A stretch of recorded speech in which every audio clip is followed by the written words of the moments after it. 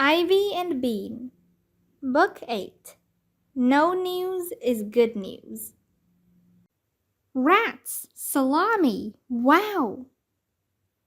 I thought this was supposed to keep us off the streets, Bean yelled at the door. Her father didn't answer. He didn't open the door either. Sheesh. Bean and Ivy walked down the front path to the sidewalk. They looked in one direction. Trees and houses. They looked in the other direction. Trees and houses and a cat. Ivy sighed and sat down on the sidewalk. This could take days. Months, said Bean. Years. The cat walked to the middle of Pancake Court and sat down. Cat in danger? Suggested Ivy. Is that a story?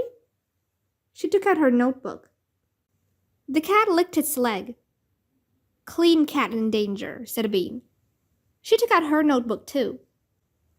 The cat stood up, gave them an annoyed look, and crossed the street. Cat saved? Said Ivy. Bean shook her head. Boring. This is going to be the worst newspaper in the world. What if they ask for their money back? Ivy said gloomily. I guess we could give them cheese, said Bean, even more gloomily. But it's ours, said Ivy.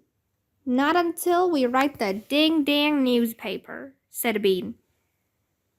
They sat some more.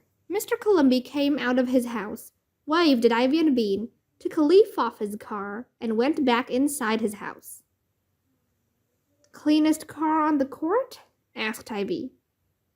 That's not news, said Bean. His car is always the cleanest.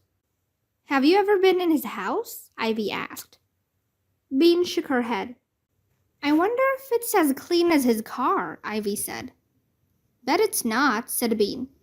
She imagined Mr. Columby's house.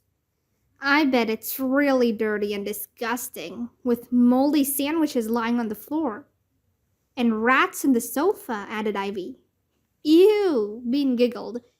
He probably eats food out of his shoes because all his plates are dirty. There's never a speck of dirt on his car, said Ivy, because he wants everyone to think he's clean. His dirty house is his secret, Bean said. Mr. Columby's dirty secret, said Ivy. Bean looked at Ivy. Now that's news. Ivy smiled. We'll have to sneak. Easy peasy, said Bean. If we get caught, we'll say my dad made us do it. Looking into Mr. Columby's house really was easy peasy.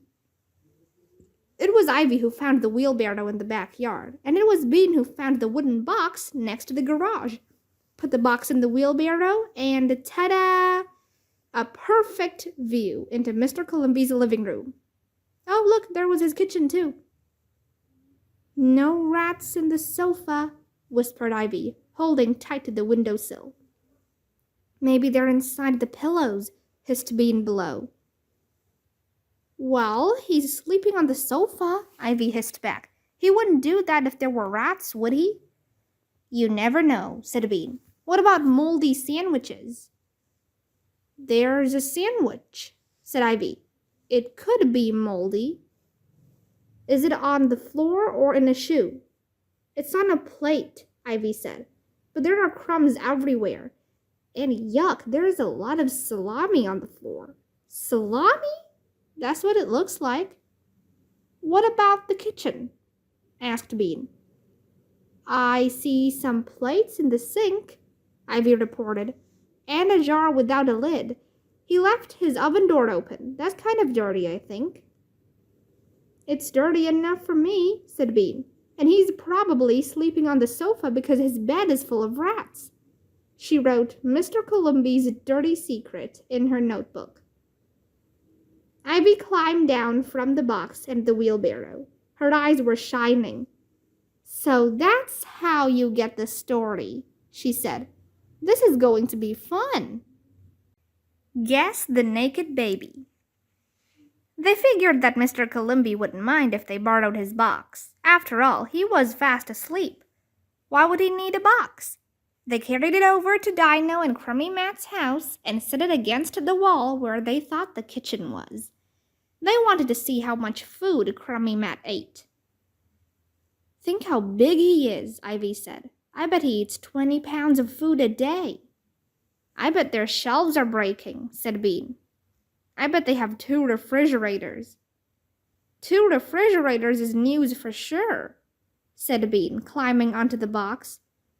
Luckily, the kitchen window wasn't very far off the ground. Unluckily, the box fell over when she stood on it. Ow, ow, ow, Bean yelled, rolling around in the dirt.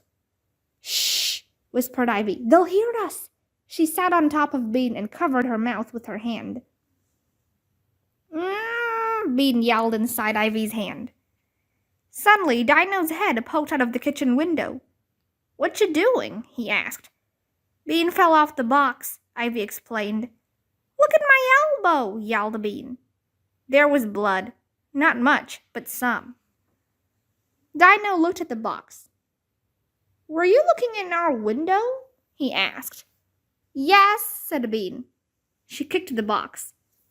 Ivy nudged her warningly, but it was too late.